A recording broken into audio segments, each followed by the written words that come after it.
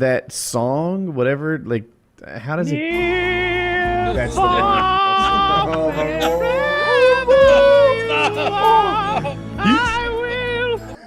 You sang that so well, I'm waiting for the copyright claim. This is Donald Trump with a post talking about Elon Musk, and the photo is Donald Trump sitting there smiling broadly and Elon standing there autistically.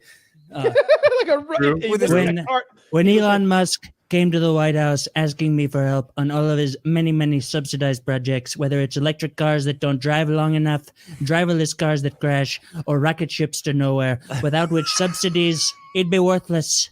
Worthless, I say. And telling me how he was a big, big Trump fan and Republican. I could have said, drop to your knees and beg, and he would have done it. This man is hilarious. That is so rocket ships to nowhere. That is so fun. Rocket ships to nowhere. And I tell them, and believe me, I could have asked him to suck my cock. He would have said, thank you for the privilege. Yeah. It's interesting. I think Trump's right. When I was like, it was me and both of my younger brothers in the back of a van, and my mom was driving. And this was like, I was probably like 13, 14. And so my brothers were like 12 and 6 or 7. And we were driving, and we were both in the back seat. There must have been something in the front, so we couldn't sit in the shotgun. And we sat down, or we stopped at a stoplight. And I think it was me. I farted, and it was absolutely rancid. But it wasn't rancid enough. And mind you, it's snowing outside. It's very it's very snowy outside. And my mom in our Honda Odyssey, she goes, "Oh, Taylor!" And then she opens both doors with the button. We're in the line of traffic, and I can still remember sitting in that captain's seat like, Mom, I'm like shivering, and the girl in the van next to me is looking over, pointing and laughing at us because we're all sitting in a van where there's now flurries of snow flying through that chasm that is the van with both doors open. And I remember just like her starting to pull away. And when you're driving, the doors don't close. And so we were just driving for the next like half mile, like, Mom, close the door. The girl's laughing at us. And she's like, I can't close it, Taylor. I can't close it. It's stuck. We're driving. We can't close it. And so we drove like multiple miles as I'm sitting there with my brothers, like, as snow is flying into the car. And it was really embarrassing. I've never seen that girl since in that car, but good. Her point and laugh to 12-year-old me in that car, that hits the core. How old was she? Probably about my age, probably. Okay. That's even worse. A peer. A colleague of mine observed this and put it out on the Slack channel. We heard your mom's van doesn't even have doors. Dude, she was driving me in that van to a football game once in just a slight, like maybe 20 minutes away from where we lived at the time. And we got in, and the coach had it with late players to games. And so he had told, this was 8th grade, he told the whole team, he was like, anyone who shows up late will not play. I'm over it. Show up when the game starts. Because it was 8th grade. The parents didn't give a shit. And I remember it was as they grade. Shouldn't. No one should give a shit. No one should give a shit. We did not have a big team. And so I played place kicker, extra point kicker, occasional cornerback, sometimes wide receiver, O-line, and linebacker. I played a lot of things because we didn't have very many people. And as we're driving, my mom, we were late, and so she was trying to run a red, and we get sideswiped by a car, and it demolishes this person's Mustang and just kind of fucks up the back of our Honda Odyssey. And I remember sitting there being like, oh, coach is going to be so mad. and then I got there to the game after all this was settled and everything. And we drive there and we get there and he's like, Taylor, where have you been?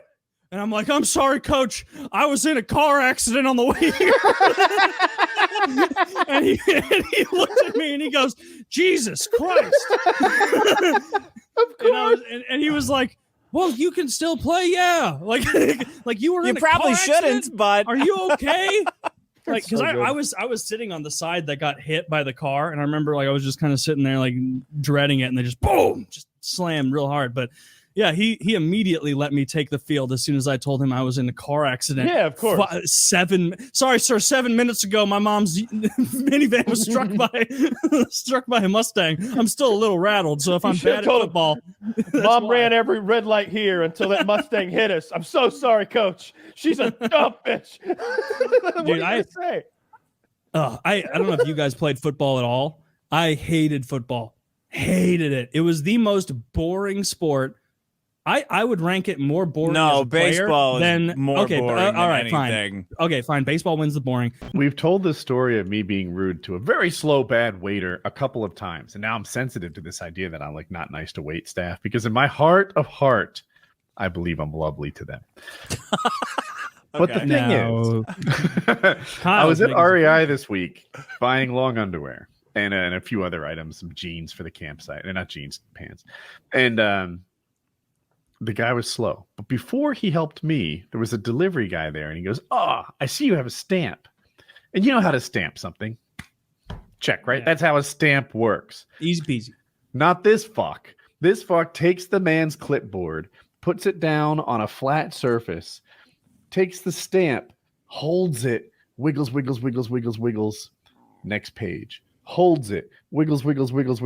There's 4 pages of this. It takes him like over a minute to stamp these 4 pages. Yeah, right? You've seen the Indian guy does like a notary? It was a delivery confirmation. They're trying to save money on ink. Like they've got no ink on there. They're trying to... I don't know what he's doing, but he's just very slow and deliberate in the sorts of things that he does. Okay. And I have to wait for this to end before he checks me out. I do so patiently. And then it's my turn to get, rang up and check out, etc. at REI. Cool. This is long underwear, and we're putting it in a plastic bag. It takes him like 20, 30 seconds to take the magnetic, like anti-theft thing off. I don't know why. It should take 2 seconds, but it's taking 20 because he's doing it like it's some sort of performance art where he puts it in there and makes a whole show out of it. And then didn't you just say like you want to be a good guy to these people for some reason? Didn't you start that story with, I like to think I have a heart of gold, and then you're shitting all over this guy like every small minutia of it? Dude, he's taking so fucking long. And then not saying it. And then he's folding my long underwear. Folding it, right? So he clears off the flat space, and then he carefully wraps it, folds it in thirds, carefully puts it into a fucking plastic grocery bag, like it stays folded. If there's any reason for this. and then he does the top, same sort of deal. And I see the jeans coming up and the fucking water purifier tablets or whatever, and I'm like, dude, I'm looking to get out of here. Can you just put the underwear in a bag? I'm looking to get out of here. Jesus. Dude, it's like 4 minutes. Each pair of underwear. The bottoms of a minute, the pants are a minute. How can this take so long? It took a minute to stamp. What he said, excuse me, wage slave. Attention, boy. Boy. Did you snap at him? Get over here. Dude, it was the worst. And he did speed up a little with the pants. And afterwards, he stopped putting on such a performance of working the cash register. But afterwards, I was like, oh, man, did I make it true? Did I make it true that I'm mean to wage slaves? It's fine to be rude to them as long as there aren't witnesses. Well, that's how this works. That's how this works. It's just that now. Look, I fully admit that after our survival trip, when I was real hungry and went to that Longhorn Steakhouse, I was very rude to that dumb cunt who was serving us sweet tea. Okay, she needs a new fucking line of works. What I think. All right, you can't get me my drink in a time. Look, anyway, it's neither here nor there. I was rude. This guy was like Flash from Zootopia working at the DMV. He was so goddamn slow. You know the name? I get that reference of the sloth from Zootopia. Yeah, why? I'm a genius. Kids. No, I'm gonna go have kids, or you're a furry. My story. I'll tell it the way I want to. I'm rude to those people sometimes. Look, sometimes people need someone to be rude to them. When I was rude to that dumb cunt at the dentist the other day, and I take it back. I was not rude to her. All I said was like, just so you know, this isn't a dentist's office. You people clean teeth. There's no one back there, I didn't curse, that knows how to perform a root canal, even though I paid $250 just to make an appointment for emergency dentistry. You lured me back there and charged me another $250 for x-rays that I thought were gonna, so that you could perform the fucking root canal. And then you go, wow, you need a root canal, turns out. And I'm like, I booked the appointment and marked root canal. Like I wrote root canal on the thing. I know that. They're like, well, we should probably book someone that can do one. I'm like, you motherfuckers. Have you scheduled a root canal yet? By the way, that's Tend Dentistry in Buckhead, Atlanta. T-E-N-D. Oh, no. T-E-N-D. They robbed me of my monies.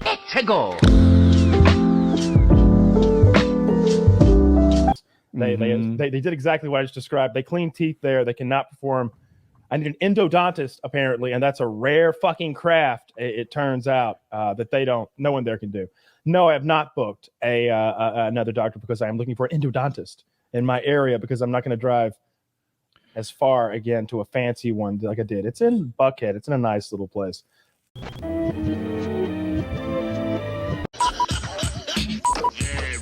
funny. This is Painkiller already. Come on, all you heroin addicts. Bend your knees. And your knees.